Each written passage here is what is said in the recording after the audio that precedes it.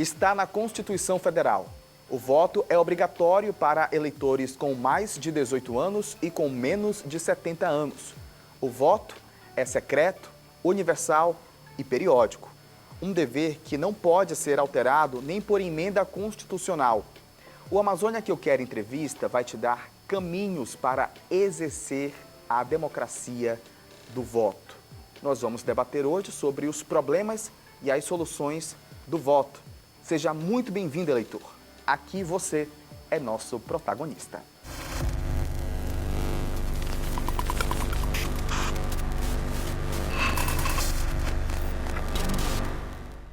E para falar sobre o tema, nós recebemos o cientista político Elcio Ribeiro. Tudo bem, Elcio? Olá, Clauson. Olá aos assinantes, telespectadores que nos acompanham. Tudo bem? Sempre um prazer estar contigo. O prazer é nosso estar com você aqui. Elcio, vamos começar falando sobre a relação do brasileiro com o voto. Isso porque o voto passou por grandes reformulações até chegar ao voto direto. De lá para cá, essa relação mudou, não mudou? Qual sua avaliação como cientista político? Eu diria que esta relação ela vem sendo aperfeiçoada de acordo com a evolução do nosso processo civilizatório. Se você observar, o século passado, o século XX, o século que nós nascemos, ele serviu, de certa forma, para o aprimoramento dessa relação, né? Em 1934, por exemplo, as mulheres começaram a votar, né? A partir da proclamação da República, foi sendo estendido cada vez mais o voto. Há uma tentativa de universalizar o voto no decorrer da história brasileira. E é isso que a gente vê hoje. Esse voto é universal, como determina a Constituição, mas a gente está tentando aumentar cada vez mais essa ideia do que é universal. Vamos conversar mais sobre essa universalização, porque agora a gente vai acompanhar o que diz a Constituição sobre o voto. Está no artigo 14 da Constituição. A soberania popular será exercida pelo sufrágio universal e pelo voto direto e secreto, com valor igual para todos e nos termos da lei. Os alfabetizados maiores de 18 e menores de 70 anos são, por lei, obrigados a votar. O voto não é obrigatório para os analfabetos, os maiores de 16 ou 70 anos e menores de 18 anos. Elcio, ainda falando sobre a Constituição, o que você tem a dizer relacionado ao artigo 14? Olha, a Constituição de 88, ela tem até um apelido de Constituição Cidadã. Ela tentou alargar cada vez mais essa perspectiva de voto e sufrágio, né? Ainda que ela tenha separado. São sinônimos, mas ela separou. Sufrágio seria, na verdade, quem pode estar habilitado a votar. E o voto é o exercício, né? Então, eu entendo que é interessante, ainda que o Brasil é um dos poucos países que obrigam o voto, né? É sobre isso que eu quero falar com você. A gente ouve muito a população falar, mas se eu vivo numa democracia, por que o voto é obrigatório? A resposta é obrigatório porque a Constituição nos obriga a votar. A Constituição diz que o voto é obrigatório e ela até excepciona, né?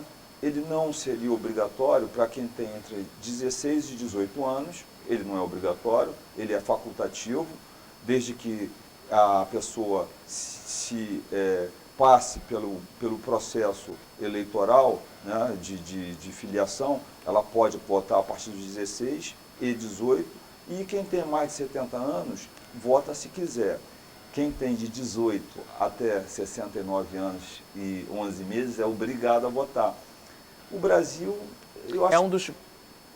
O Brasil é um dos países que ainda tem na Constituição que o voto é obrigatório. Né? Ele obriga, né? Então a gente pode entender que não é um direito, é um dever, já que é uma obrigação, né? Você conta nos dedos das mãos os países que fazem isso, que obrigam o voto. De país com larga tradição democrática, acho que a Bélgica ainda obriga, a Turquia, o Brasil. Nas Américas, só o Brasil obriga o voto, né? Já houve tentativas de tornar o voto facultativo. mas aí vai cair num outro ponto. Talvez houvesse um aumento da abstenção, que a gente vai discutir também, né? Secreto universal periódico, de fato, é universal? Veja bem, a universalidade que a Constituição coloca, ela tem que ser interpretada. As palavras no direito, elas têm que ser interpretadas. Quando a gente fala universal, deveria ser para todos. Mas, olha só, quando fala que é igual, significa que um homem, um voto. Só que, para o telespectador ter uma noção, o adolescente de 15 anos, ele não pode votar, mas o resultado das eleições, os projetos de lei, vai incidir também sobre esse adolescente. E ele não pode votar. Que universalidade é essa? Ele não está sendo representado, né? Exatamente. E nós temos na Constituição brasileira a questão dos estrangeiros. Se o telespectador for ler o artigo 5º da Constituição, ele vai ver que lá diz que todos são iguais e incluem, Clauson, os estrangeiros nessa igualdade. Só que a Constituição também, lá no artigo 14, diz que só vota quem é nacional. Só o nacional pode votar. Eles excluem o estrangeiro. Os presidiários também não votam. Então, você vê que ele fala de uma universalidade pelo não útil, né? A universalidade é até a página 2. Até a página 2. Eu entendo que daqui a alguns anos, quando nós estivermos discutindo de novo essa universalidade, a gente vai até rir. Olha só, lá em 2020, ele dizia que era universal, mas olha como ele excluía pessoas dessa universalidade, né? Você falou sobre abstenção e muitos especialistas, como disse Elcio Ribeiro, não concordam que o voto no Brasil seja facultativo. Vamos pegar os números das eleições de 2018. Mais de 30 milhões de brasileiros não compareceram às urnas. Mais de 8 milhões votaram branco e um pouco mais de 3 milhões votaram nulo. Se a gente pegar o panorama das eleições de 2018, trazer para as eleições de 2020 e analisar o cenário brasileiro, você acha que esses números vão permanecer altos neste ano? Veja bem, as eleições nacionais, Sim, né, que nós elegemos presidentes, senadores, deputados federais, estaduais, a taxa de abstenção é um pouco maior. O abstencionismo é um fenômeno que é estudado pela ciência política no mundo inteiro e ele é crescente, não só no Brasil, como em países de larga tradição democrática. Já ocorreram eleições na Suécia, por exemplo, em Portugal, em alguns países europeus, que a taxa de abstenção chegou a 60%. O que é isso? A gente tem que estudar isso. Isso, às vezes, reflete um pouco o desgosto da população face à nossa democracia representativa. a forma de fazer política atrapalha? Um pouco, porque hoje, muitas vezes, alguns políticos prometem um mar de rosas durante a campanha eleitoral e, após eleitos, eles somem, eles não atendem mais, eles não têm mais aquela vontade de tirar foto com a criança no colo, né? E muitas vezes eles prometem algo e não cumprem no decorrer do mandato. Isso gera um desgaste e as pessoas acabam não indo votar. O número que você deu de 30 milhões representa quase 20% do eleitorado, é muito. Exatamente. Se você soma isso aos votos brancos e nulo, você vê que uma larga maioria não quer saber das eleições, né? Agora, Diga. Você me permite, quando você traz para as eleições municipais, o telespectador que está nos acompanhando, provavelmente ele tem um vizinho ou um primo de alguém que é candidato. Então, é uma eleição que aproxima mais o eleitor do candidato, a taxa de abstenção diminui um pouquinho. Ainda que, Clauson, Sim. se nós formos fazer um comparativo das 5 últimas eleições, nós vamos ver que a taxa de abstenção vem aumentando a cada eleição.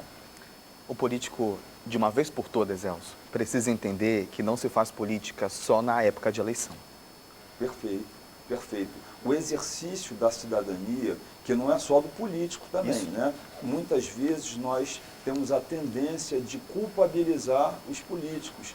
Eu só lembro ao telespectador, Clauson, que os políticos, vamos lá, vamos pegar, já que a eleição que nós vamos ter em 15 de novembro vai ser uma eleição local, vamos pegar aqui em Manaus, né? A Câmara Municipal de Manaus tem 41 vereadores. Eu lembro que esses 41 vereadores, eles não estão lá porque houve a vazante do rio e eles apareceram.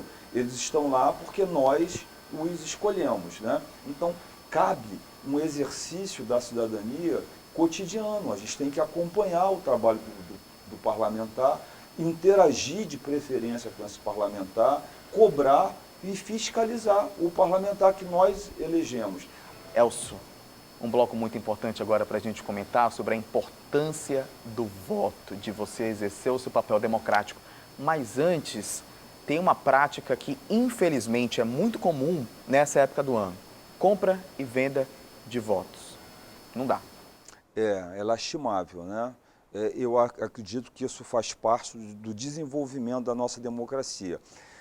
Está cada vez mais difícil isso, porque a fiscalização aumenta, né? E agora há um limite também de gastos nas eleições para cada candidato, o que tenta inibir essa compra e venda. Agora, quando você falou anteriormente sobre a importância do voto, é bom lembrar que o voto é uma das muitas posturas que o cidadão tem que ter para o exercício da sua cidadania. Não é apenas com o voto, mas você tem que ser criterioso com esse voto, daí você tentar averiguar quais são os critérios que você vai escolher um determinado político, um partido político. Isso vai demandar alguma leitura, alguma pesquisa, né? Para você tentar separar o joio do trigo. E em relação à compra e venda de votos, se tem alguém comprando, tem alguém vendendo, é bom lembrar que a tua escolha vai nortear o caminho do Legislativo e do Executivo, ou seja, da Câmara Municipal de Vereadores e do Prefeito, durante 4 anos. Então, essa venda e compra, essa compra e venda pode sair muito caro para quem se oferece e para quem tenta comprar votos, né? Exatamente. E ainda falando sobre esse tema, vamos acompanhar um vídeo da Justiça Eleitoral sobre a compra de votos.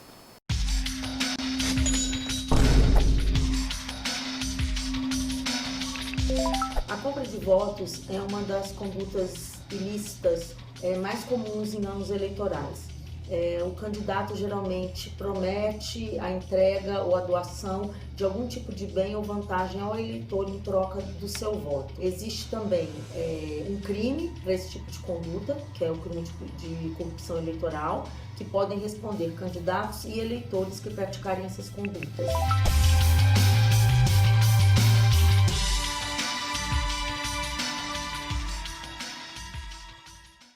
Tem que ficar atento mesmo. E para você acompanhar esse e outros vídeos, é só você ir no YouTube da Justiça Eleitoral.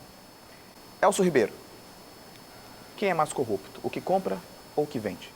Olha, os dois estão cometendo uma atitude desastrosa e lamentável, né?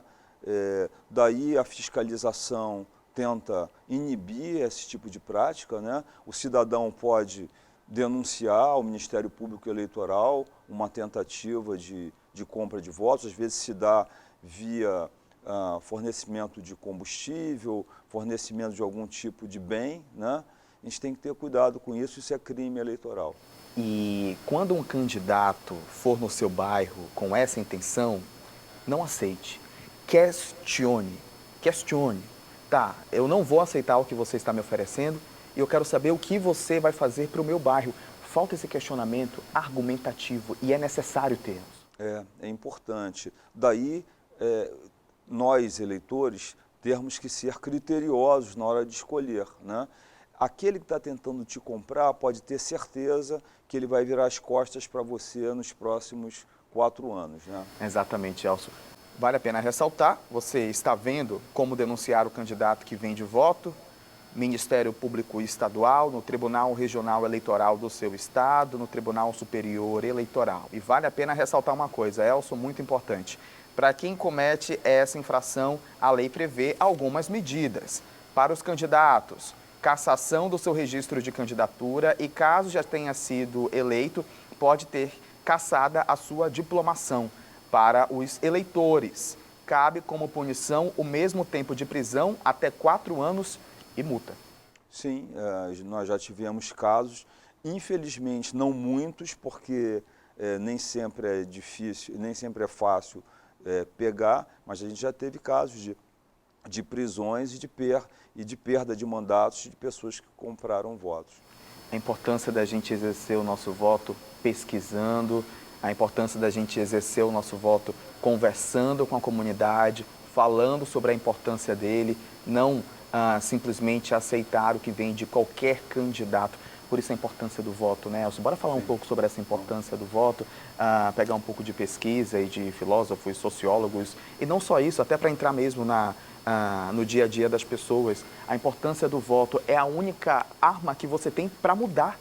Sim, eu diria, Clauson, que é uma arma importante. E qual o critério? Como é que eu faço para valorizar esse meu voto? Primeiro, é bom que nós saibamos que no Brasil, hoje, nós temos 33 partidos políticos. Tá? Aqui no Amazonas são 31 regulamentados. Você, eleitor que vai votar em 15 de novembro, é bom saber uma outra coisa. Nós temos 2 sistemas eleitorais, o sistema majoritário e o sistema proporcional. O sistema majoritário é fácil de entender. Nestas eleições, ele será adotado para os cargos de prefeito das capitais e do interior.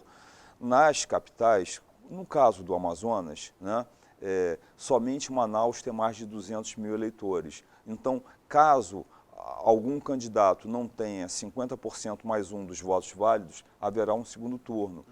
Nos 61 municípios do interior do Amazonas, apenas um turno. Tá? Então, se um candidato tiver um voto a mais do que o outro, aquele candidato está eleito. Então, é fácil do eleitor saber. Já no sistema proporcional, não. Daí a importância, quando você for escolher um vereador, eu diria, olha, averigua qual o partido político dele. Por quê? Muitas vezes você vota no candidato A, mas você vai eleger o candidato B. Né? Por quê? Porque no voto proporcional, que é o voto para vereador nessas eleições, nas eleições gerais, o voto proporcional ele elege deputado estadual e deputado federal. Nessa eleição, como é que você vai fazer? Quando você vai votar no candidato A, aquele voto vai para o quociente eleitoral. Cada partido, eu diria que nessas eleições o quociente eleitoral deve gravitar em torno de 27 mil votos. Então, cada vez que um partido fizer 27 mil votos, todos os seus candidatos somados vai dar um número. Se ele fizer 27 mil votos, o mais votado daquele partido é o eleito, é o primeiro eleito. E vale a pena ressaltar que os partidos sabem justamente dessa porcentagem. Portanto, eles têm uma... Aqui, não sei se é de forma oficial, mas a gente fala de forma política mesmo, eles com certeza devem se organizar para justamente chegar a esse número importante, Sim. que a gente observa que pode ser 27 mil. Sim. Então, é muito importante você escolher o seu candidato da melhor forma. Com certeza.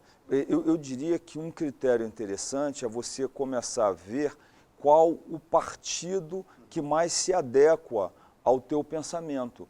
Por quê, Clauson? Suponhamos que nós dois fôssemos candidatos pelo Partido do Coração Partido, música do Cazuza, tá?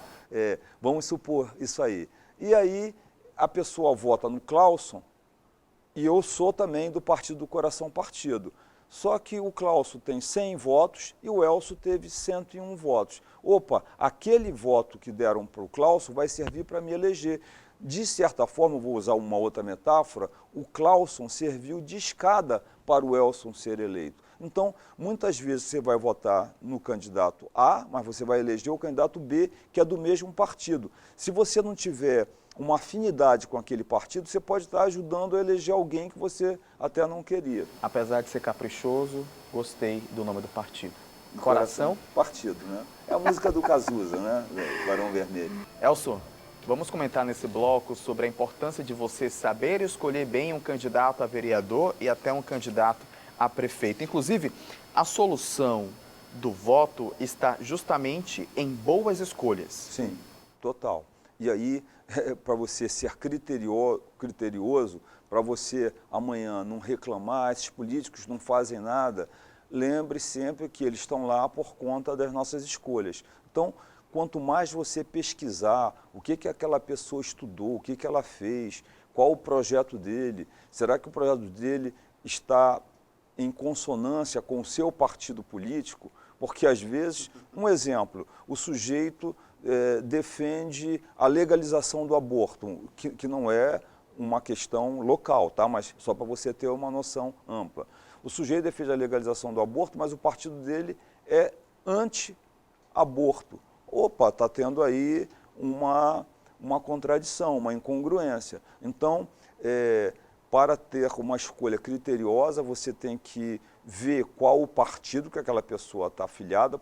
Ainda tem o seguinte, as cortes superiores, o TSE já decidiu que no voto proporcional, no voto para vereador, o mandato não pertence à pessoa, pertence ao partido, né? Então, você tem que ver se o discurso do seu candidato corresponde ao ideário do partido político dele. Se não, muitas vezes, e também no cargo majoritário para prefeito, você tem que analisar se a postura daquele candidato corresponde a um discurso.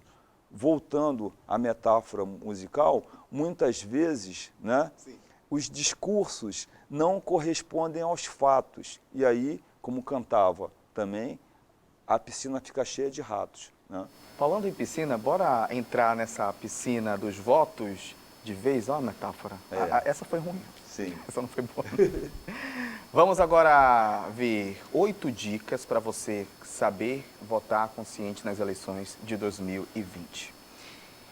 Pesquise o histórico pessoal, como o Elcio Ribeiro já disse aqui, além de pesquisar o histórico político, busque afinidade de pensamento, conheça o partido do candidato e a coligação, conheça as propostas, entenda as atribuições de cada cargo, observe os gastos de campanha e cobre um diagnóstico da cidade.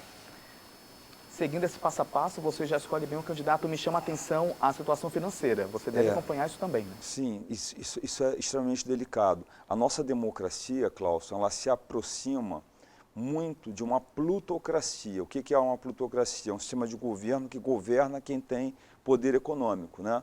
Só para o telespectador ter uma noção, há limites de gastos. Nessa eleição, aqui em Manaus, por exemplo, para vereador, vai ser em torno de R$600 mil. É um bom dinheiro, né?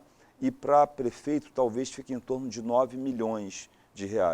É um bom dinheiro também. Então, às vezes, tem candidatos que assoberbam, né? Eles têm gastos ali estratosféricos, então é bom que a população tenha consciência disso também. Você é uma pessoa que é mais racional ou é mais emocional?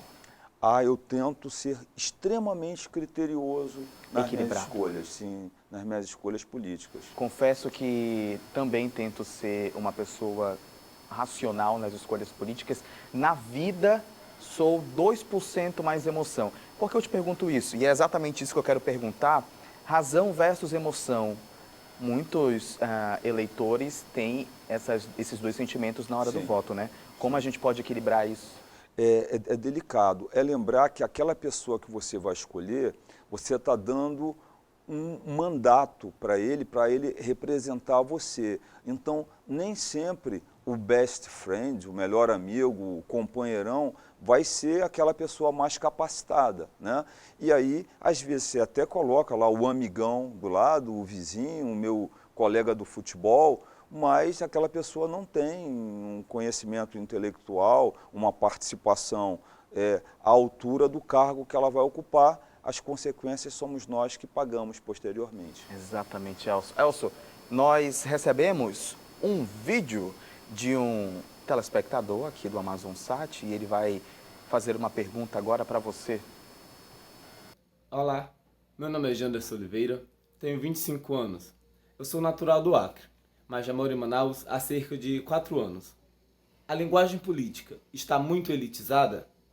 Isto afasta o eleitor da urna? E aí, Elcio, essa linguagem Veja bem, muitas vezes tem um escritor brasileiro muito conhecido chamado Nelson Rodrigues. O Nelson Rodrigues dizia que o mal do intelectual brasileiro é não saber bater um escanteio. Olha lá, utilizando mais uma metáfora, né?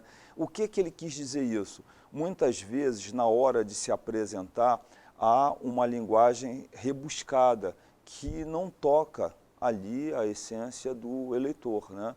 Então, isso é mais um critério a ser verificado. Será que essa linguagem diz respeito a mim? A legislação já é extremamente complexa, né?